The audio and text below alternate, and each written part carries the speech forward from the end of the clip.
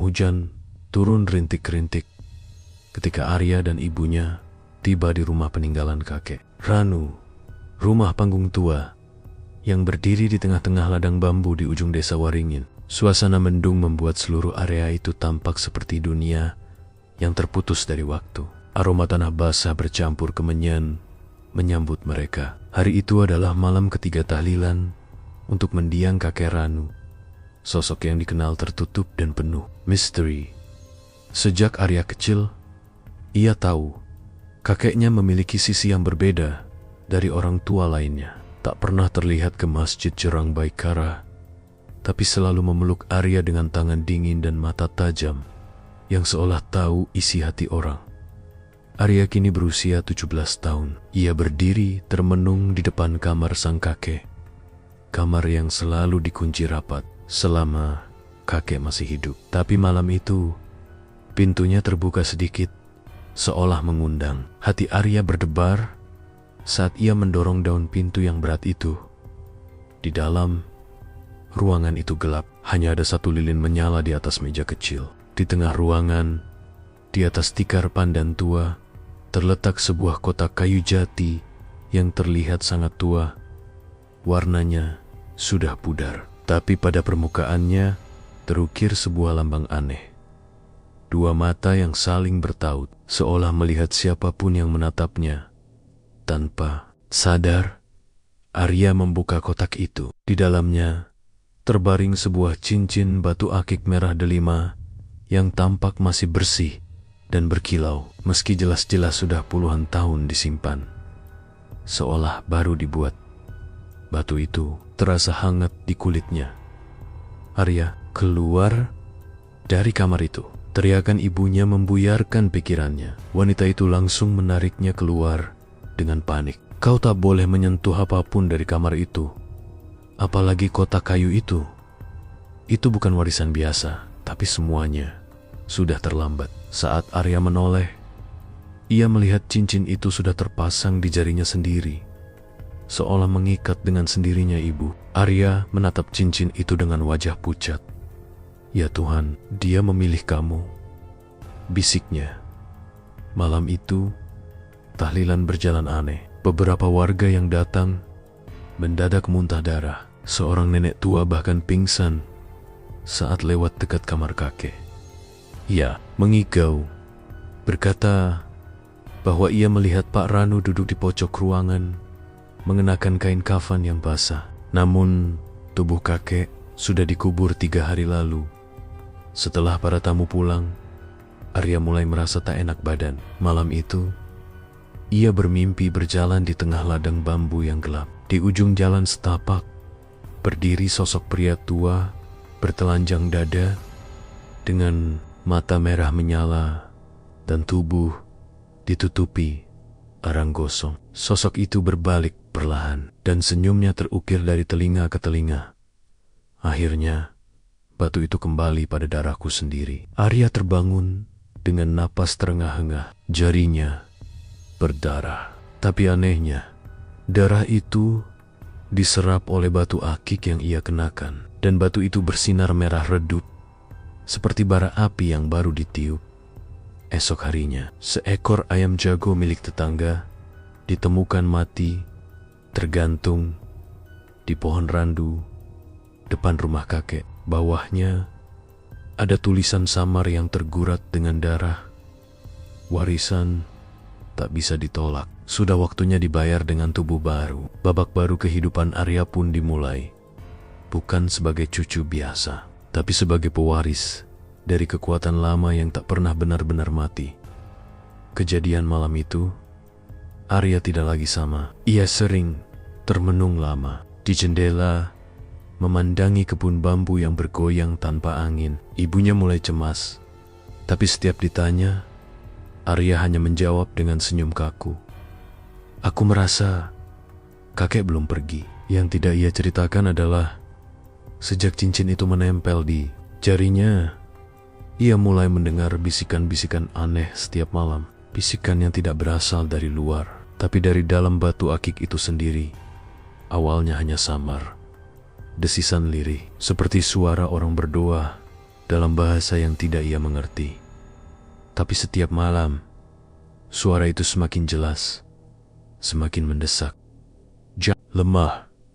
Arya, lihat dunia yang selama ini tak kasat mata. Darahmu, hakku. Arya mulai tak bisa tidur. Matanya menghitam, tubuhnya kurus, tapi pikirannya terasa semakin tajam. Ia mulai bisa merasakan emosi orang lain hanya dengan menyentuhnya. Ketika tangannya bersentuhan dengan ibunya, ia tiba-tiba melihat sekilas memori sang ibu membakar kain kafan milik kakek secara diam-diam setelah pemakaman.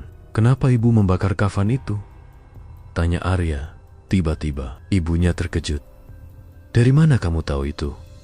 Kamu mengintip." Arya hanya diam, tapi matanya menyala aneh dalam kegelapan.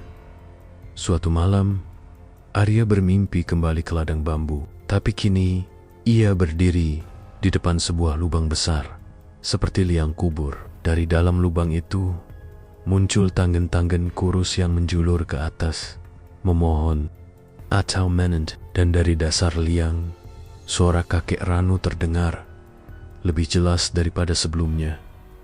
"Batu ini bukan sekadar pelindung, ia adalah perjanjian, dan tubuhmu sempurna untuk kelanjutan darah." Ketika Arya terbangun, tubuhnya penuh keringat, dan ada bekas goresan di dadanya. Bentuknya seperti lingkaran dengan titik di tengah, persis seperti simbol di kotak kayu peninggalan kakek. Kejadian ganjil mulai terjadi. Seekor kucing peliharaan, mereka mati mendadak. Matanya menatap tajam ke arah kamar Arya sebelum mengembuskan napas terakhir. Tetangga sebelah rumah, Pak Tarto, datang mengeluh karena setiap malam mendengar suara langkah berat dari atap rumah Arya. Seperti ada orang tua yang mondar-mandir dengan tongkat kayu. Katanya, puncaknya terjadi saat Arya berjalan ke kamar kakek yang telah lama ditutup. Ketika membuka pintu, ia melihat bayangan seseorang duduk di pojok ruangan, menghadap tembok. Dia membisu. Arya melangkah masuk dengan perlahan. Ketika hendak menyalakan lampu, terdengar suara, "Jangan nyalakan cahaya. Dunia yang akan kau warisi hanya mengenal gelap." Lampu padam sendiri. Saat itu, cincin batu akiknya kembali berdenyut seperti jantung, dan dari permukaannya muncul cahaya merah redup yang membentuk siluet wajah kakek. Malam itu menjadi malam pertama Arya benar-benar kerasukan. Ibunya menemukannya duduk di atas ranjang sambil berkomat kamit. Matanya terbalik putih semua, tapi yang keluar dari mulut Arya bukan suaranya, melainkan suara kakek Ranu, serak, berat, dan penuh kemarahan. "Kau tak bisa membuangku begitu saja, Menik. Aku kembali karena kau bakar penutup tubuhku. Maka biarkan aku mengenakan tubuh cucuku sendiri." Ibunya berteriak, menyiramkan air doa ke tubuh Arya. Anak itu menjerit, menggeliat seperti terbakar. Setelah sadar, Arya menangis. Tapi bukan karena ketakutan. "Bu, aku gak mau tidur lagi. Dia selalu ada di sana. Dia nunggu aku lelah, biar bisa masuk lagi." Pagi itu, udara di desa Waringin terasa berat. Matahari belum tinggi, tapi suasana rumah Arya seperti diliputi kabut tipis yang tidak kunjung hilang. Angin tak berembus, burung tak berkicau, bahkan ayam tetangga pun tak terdengar seperti biasa. Ada sesuatu yang menunggu, sesuatu yang belum selesai. Ibu Arya, Bu Menik, diam-diam pergi ke desa sebelah, mendatangi seorang dukun tua bernama Mbah Wiryo, satu-satunya orang yang dulu pernah bersinggungan langsung dengan almarhum kakek Ranu. Sesampainya di gubuk bambu tua yang dikelilingi pagar sesaji, Bu Menik langsung menangis di depan si dukun. "Anakku, Arya, dia mulai berubah, dan aku tahu ini ada hubungannya dengan cincin itu. Tolong, selamatkan dia. Aku dulu pernah bakar kain kafan bapakku, dan sekarang dia datang lewat anakku." Mbah Wiryo menghela napas panjang. Ia mengeluarkan gulungan kain tua yang bertuliskan aksara kuno Bali dan menunjukkan sebuah lukisan sosok pria duduk bersila, memegang batu merah di telapak tangan. Ini adalah ajian Pangiket Sukmo, ilmu hitam kuno yang bisa mengikat roh agar tak terputus dari dunia. Tapi ada syaratnya. Tubuh baru harus disiapkan agar roh bisa tinggal kembali. Tubuh baru itu. Cucumu, lanjut Mbah Wiryo dengan mata sayu. Sementara itu, di rumah, Arya duduk sendiri di kamar. Matanya menatap kosong ke cermin. Tapi pantulan di cermin bukan dirinya, melainkan sosok tua dengan mata membara dan tubuh penuh luka bakar berdiri di belakangnya. Apa yang terjadi padaku? Arya berbisik. Kau bukan berubah, cucuku. Kau hanya kembali ke bentuk aslimu, pewaris darahku. Tiba-tiba tubuh Arya kejang. Dari telinganya keluar darah dan batu akik di jarinya bersinar sangat terang. Ia jatuh ke lantai, menggeliat dalam kesakitan. Dalam kondisi setengah sadar, ia melihat sekeliling kamarnya berubah. Dinding mengelupas, lantai dipenuhi ular kecil, dan dari lenggit-lenggit menetes darah pekat. Sosok kakek Ranu berdiri di tengah ruangan. Dulu, aku mencoba mencari pengganti. Pamanku menolak. Anak-anakku lari. Tapi kamu yang terikat paling erat denganku. Arya menjerit. Tapi tidak ada suara yang keluar dari mulutnya. Tubuhnya tak bisa digerakkan, seolah rohnya ditekan keluar dari raganya sedikit demi sedikit. Menjelang malam, Bu Menik pulang bersama Mbah Wiryo. Mereka membawa bunga 7 rupa, air kelapa hijau, dan seikat rambut kakek Ranu yang pernah disimpan Bu Menik di lemari. Ritual kecil dilakukan di luar kamar Arya. Asap dupa menyelimuti rumah. Mbah Wiryo membaca doa kuno sambil menaburkan tanah makam di depan pintu kamar. Tiba-tiba, pintu kamar Arya terbuka sendiri. Angin dingin menyapu keluar, membuat lilin mati seketika. Dari dalam, Arya berjalan keluar perlahan, tapi matanya kosong. Wajahnya bukan miliknya. Itu wajah kakek Ranu. Kalian mau buang aku lagi? Setelah aku lindungi keluarga ini dari kutukan bertahun-tahun.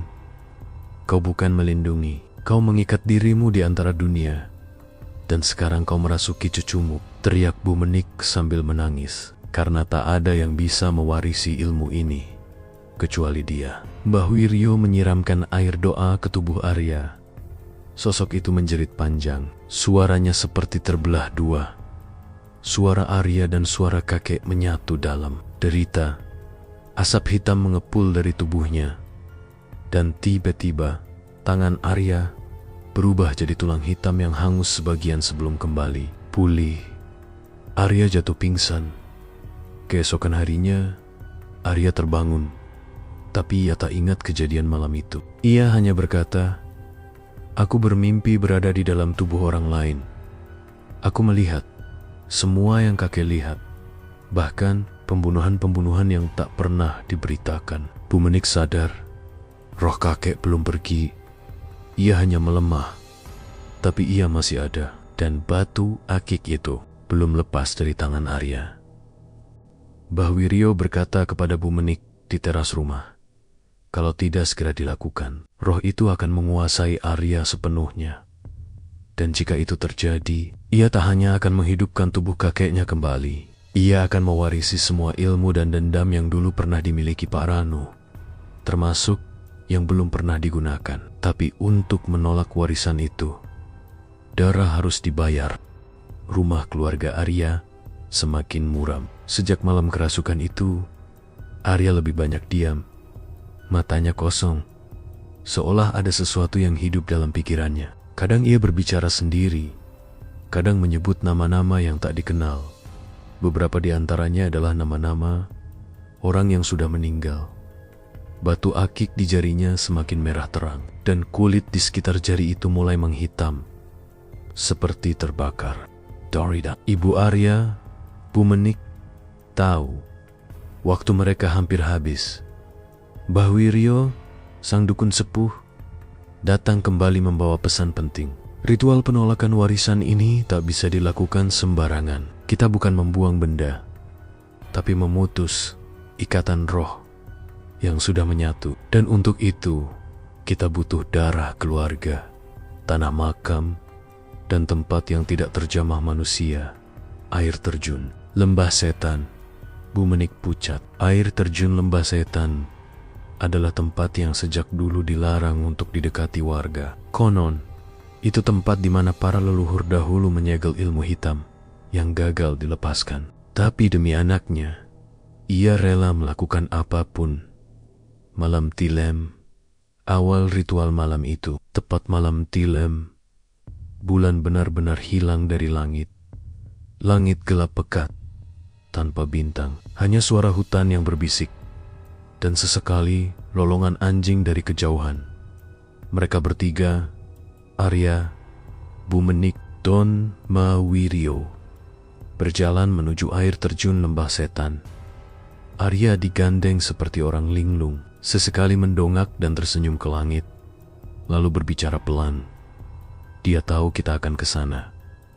Dia sudah menunggu. Mbah Wiryo membawa sesajen, ayam cemani hidup, kemenyan, bunga 7 rupa, segenggam tanah kubur kakek Ranu, dan sebuah belati kuno yang hanya digunakan untuk pemutusan ikatan roh. Semua itu diletakkan di atas batu besar dekat aliran air terjun yang deras dan dingin. Ritual pun dimulai. Mbah Wiryo mulai membaca mantra pemisah sukma dari naskah kuno yang dililit kain mori. Bumenik menahan tangan Arya, sementara bocah itu menggigil. Matanya memutih kembali. Darah pewaris harus keluar agar roh tidak punya wadah untuk kembali. Dengan penuh keberanian, Bumenik menggores telapak tangan Arya menggunakan belati. Darahnya menetes ke batu akik, dan seketika batu itu menghitam, lalu pecah menjadi retakan kecil. Arya berteriak, tapi bukan suaranya sendiri. Kalian tidak akan menusir aku lindungi kalian dengan ilmuku. Aku yang menyimpan Harwa durhaka itu, Tea Empako. Mereka akan bebas. Tiba-tiba, tanah di sekitar mereka bergetar. Air terjun mengalir lebih deras. Kabut hitam keluar dari tubuh Arya, melayang ke atas seperti asap pekat yang berputar-putar, membentuk wajah kakek Ranu. Matanya merah, wajahnya setengah hangus. Arya itu bagianku. Darahnya, esukamannya adalah milikku. Mbak Wiryo menyuruh Bumenik menyiramkan air kelapa dan tanah kubur ke arah kabut itu. Seketika, jeritan panjang terdengar dan wajah kakek itu tampak meleleh seperti lilin panas sebelum akhirnya menghilang ke dalam pusaran air terjun yang mengamuk. Arya terlempar ke belakang, tak sadarkan diri. Setelah ritual, kemenangan yang tak utuh pagi menjelang. Burung mulai berkicau. Hutan kembali tenang. Arya sadar dengan tubuh lemah. Batu akik itu kini pecah, berkeping, dan berubah warna jadi abu-abu pudar. Tapi luka di tangannya tak kunjung sembuh. Justru membentuk lingkaran hitam, simbol yang dulu ia lihat dalam mimpinya.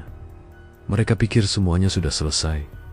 Namun, Mbah Wiryo memperingatkan, kita memang memutus ikatan roh, tapi bukan menghancurkan ilmunya. Ilmu itu tetap ada, dan jika ada yang menyentuh sisa-sisa bata itu, ia bisa hidup lagi. Ilmu tak pernah benar-benar mati. Ia hanya menunggu pewaris. Yang berikutnya, Arya menanduk. Dalam hatinya, ia tahu sebagian dari roh kakek masih tertinggal dalam dirinya. Ia bisa merasakannya, seperti bisikan samar dari balik pikirannya.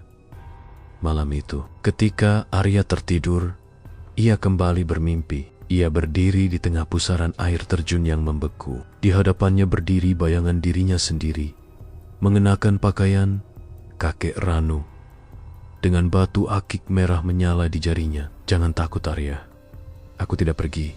Aku hanya menunggu. Dan sudah seminggu berlalu sejak ritual penolakan dilakukan di air terjun Lembah Setan. Arya kembali bersekolah, makan bersama ibunya, dan bahkan bisa tertawa. Namun bagi Bu Menik, semuanya terasa terlalu tenang. Arya memang kembali, tapi ada sesuatu yang hilang dari dalam matanya. Ia seperti hanya berperan sebagai Arya. Malam-malamnya kembali dipenuhi mimpi buruk. Setiap tidur, Arya melihat dirinya berdiri dalam ruang putih kosong. Lalu dari kejauhan, muncullah sosok-sosok tak berbentuk. Wajah-wajah kabur dari orang-orang mati. Roh-roh yang dulu disegel kakek Ranu dalam batu akik. Mereka berbisik bersamaan, seperti paduan suara mayat. Kami butuh wadah. Kau yang membuka pintunya. Kau harus menyelesaikan tugas leluhurmu. Arya terbangun dengan tubuh menggigil dan mimisan ilmu tekmote. Ia berkembang di hari ke-7. Tubuh Arya kembali menunjukkan perubahan aneh. Ia bisa mendengar bisikan orang dari Kehan dan mencium bau kematian dari seseorang yang akan meninggal. Saat menyentuh tanah bekas ritual di bawah pohon mangga dekat rumah, ia langsung pingsan dan melihat penguburan rahasia yang terjadi puluhan tahun lalu. Mbah Wiryo yang datang untuk mengecek keadaan Arya langsung pucat ketika menyentuh tubuhnya. Ia berkata pelan, "Batu memang pecah, tapi bukan hancur. Batu itu tidak mengikat kakekmu saja. Batu itu adalah kunci antara alam roh dan alam manusia. Arya kini adalah pintunya." Pertarungan terakhir, kunci penghabisan dalam kondisi lemah. Arya meminta ibunya membawanya ke tempat kakek Ranu dulu bertapa. Gua Siluman 1, sebuah tempat sunyi di dalam hutan yang tertutup akar pohon besar dan hanya bisa diakses saat malam hari. Di dalam gua, Arya membawa si Susesa batu akik yang telah retak. Ia mendudukkan dirinya di tengah lingkaran garam dan bunga melati kering, seperti yang dia lihat dalam mimpinya. Ia tahu hanya ada satu cara untuk memutus warisan itu sepenuhnya, mengembalikan seluruh roh yang pernah disegel sang kakek ke tempat. Tapi konsekuensinya, ia harus membuka sepenuhnya tubuh dan jiwanya jadi jembatan mereka. Bu Menik menangis, melarang Arya. Tapi anak itu hanya berkata, "Aku tidak mau anakku nanti dibebani kutukan ini, Bu. Kakek cukup, aku cukup. Biar berhenti di sini." Mbah Wiryo membantu dengan membaca mantra pemutus garis darah spiritual, sementara Arya memejamkan mata dan menggenggam batu retak itu. Saat mantranya mencapai puncak, batu akik itu meledak jadi abu merah, dan dari dalam gua terdengar jeritan dan tangisan puluhan roh. Anak-anak kecil, orang dewasa, suara wanita mengerang, suara lelaki menghardik. Semuanya keluar bersamaan. Seperti badai gaib, tubuh Arya melayang. Matanya terbuka, tapi putih semua. Dari mulutnya keluar suara Roro yang menjerit, dan satu suara paling kuat. "Kau mengkhianati darahmu sendiri, Arya. Aku kembali bukan untuk diriku. Aku menjaga kalian dari mereka." Namun, Arya dengan sisa kesadarannya berteriak keras, "Kau menjaga dengan memenjara. Kak, bukan melindungi." Tiba-tiba, seluruh gua runtuh pelan-pelan. Kabut hilang. Suara berhenti. Tubuh Arya jatuh tak bergerak. Epilog. Warisan yang benar-benar diputus hari itu menjadi hari yang tak dilupakan. Gua Siluman 1 dinyatakan hilang, tertutup tanah. Arya dibawa pulang dengan tubuh lemah, koma selama 3 hari. Tapi saat bangun, ia tak lagi mendengar bisikan, tak lagi melihat bayangan. Batu akik benar-benar lenyap. Hanya abu merah disimpan. Di kendi kecil, Bu Menik menyimpannya dan melemparkannya ke dasar sungai yang tak pernah disentuh manusia. Arya kembali normal, tapi di telapak tangannya tetap ada tanda hitam, seperti luka bakar yang tak bisa dihilangkan. Sebuah pengingat bahwa ia pernah menjadi pintu antara dua alam penutup kisah. Di suatu sore, Arya duduk di halaman rumah. Angin sejuk bertiup. Terdengar suara anak kecil bermain dan burung berkicau. Lalu dari dalam rumah, cermin kamar retak sendiri, membentuk bayangan wajah tua yang samar. Kau mungkin telah menolak warisan itu, Arya. Tapi darahmu tetap milikku. Gelap